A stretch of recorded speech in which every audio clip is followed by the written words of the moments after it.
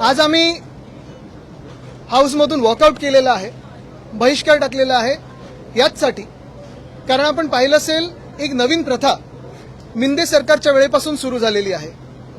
ज्या मंत्र्यांना जे आता आधी घटनाबाह्य मुख्यमंत्री होते आता फोडाफोड मंत्री आहेत, उपमुख्यमंत्री म्हणून एवढे अकार्यक्षम आहेत की बाहेर सगळे त्यांना रात्रीचे खेळ बाकीचे सगळे खेळ जमतात, पण साधं हाऊसमध्ये बसून स्वतःच्या खात्याचा अभ्यास करून उत्तर देता येत नाही।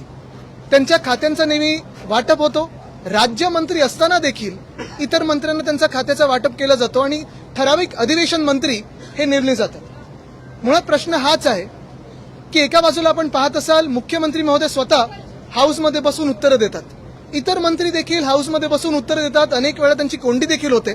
आम्ही प्रश्न तसे विचारत असतो, जनतेचे प्रश्न विचारत असतो, पण हे सगळं झालं तरी उत्तर द्यायला ते तिथे बसलेले असतात। पण एक मंत्री जे अकार्यक्षम आहेत, ज्यांना कार्यपद्धती सांभाळता येत नाही, कार्यभार सांभाळता येत नाही, ते मिंदे फेकनाथ मिंदे हे नेहमी उत्तर द्यायला घाबरतात आणि हाऊसमधून पळायचा प्रयत्न करतात आणि म्हणूनच सगळे खात्यांचा वाटप केला जातो।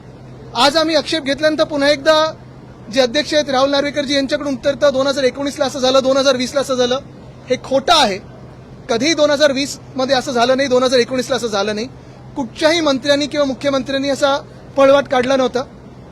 आमचे जिथे जिथे राज्यमंत्री होते कधी कधी त्यांनी उत्तर दिली, कधी कधी आम्ही उत्तर दिली, पण जबाबदारी पूर्ण स्वीकारून प्रत्येक प्रश्नाचं उत्तर हे आम्ही दिलेलं आहे, त्यावेळी पूर्ण रेकॉर्ड काढा। आणि म्हणून आमची हरकत दोन्ही गोष्टीला आहे। पहिली हरकत ह्या गोष्टीला आहे की जे अकार्यक्षम उपमुख्यमंत्री आहेत, जे सगळे बाकीचे बाहेर खेळ खेळत असतात, पैशाचे खेळ खेळत असतात, त्यांनी स्वतःची खात्याची जबाबदारी घेऊन जी खाती त्यांनी घेतलेली आहेत, मागून घेतली आहेत, हट्ट करून घेतली आहेत, रडून घेतली आहेत, ही खाती त्यांनी त्याची जबाबदारी घेऊन त्याचं उत्तर द्यावं। हाऊसमध्ये आम्ही जे प्रश्न विचारतो ते काय आमचे पर्सनल प्रश्न नसतात, हे आम्ही जनतेचे प्रश्न विचारतो, महाराष्ट्राच्या जनतेचे प्रश्न विचारतो।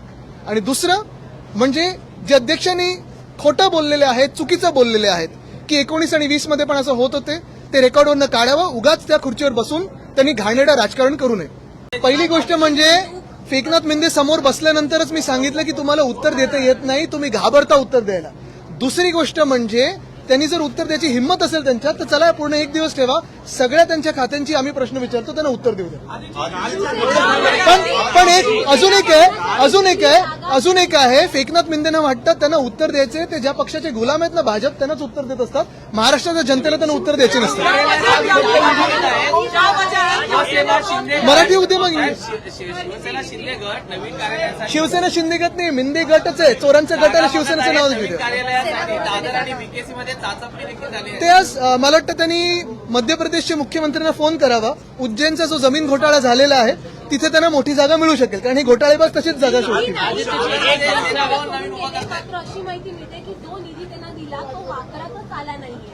आपण काल बघितलं असाल, अनेक चॅनल्सनी हे दाखवलं आणि आज देखील सगळ्या सोशल मीडियावर आहे की जे हे पैशाला विकले गेलेले खासदार होते, विकाऊ खासदार होते, जे 6 जे उद्धव बाळासाहेब ठाकरे यांच्या चेहऱ्यावर निवडून आले, मग फेकनाथ मिंदेंनी पैसे टाकले, नाचायला लागले आणि तिथे उडी मारत गेले, हे असे जे 6 विकाऊ लोक होते, ह्या 6 विकाऊ लोकांनी स्वतःचा निधीचा जो काही खर्च करायचा असतो किंवा मागणी पण करायची असते, फंड रिझर्व्ह करायला लागतो, हा फंड रिझर्व्ह पण केला नव्हता। म्हणजे निधी मिळाले, कोणाला 14 कोटी पण खर्च झालाय 25 लाख, कोणाला मिळाले 18 कोटी पण झालाय 1.5 कोटी खर्च।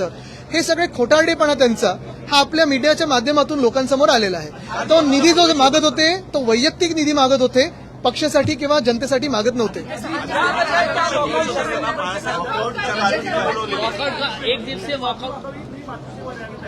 मला वाटतं माफी आम्ही जनतेची मागत आहोत, कारण ह्या नालायक लोकांना आम्ही तिकीटं दिली आणि ह्या विकाऊ लोकांना आम्ही तिकीटं दिली। हे जिंकून आले ते उद्धव बाळासाहेब ठाकरे पक्षाच्या चेहऱ्यावर, उद्धव बाळासाहेब ठाकरेंच्या चेहऱ्यावर आणि भाजपच्या विरोधात। मी अजूनही त्यांना आज पण चॅलेंज देतोय, जो काही त्यांना निधी मिंदेंकडून मिळाला असेल त्यांनी तो सगळ्या निधीचा वापर करावा आणि भाजपच्या चेहऱ्यावर पुन्हा एकदा निवडणूक तिथूनच लढवून दाखवावी प्रत्येक 6च्या 6 जणांनी। चला आत्ता राजीनामा द्या, आपण लढूया, ताबडतोब द्या राजीनामा।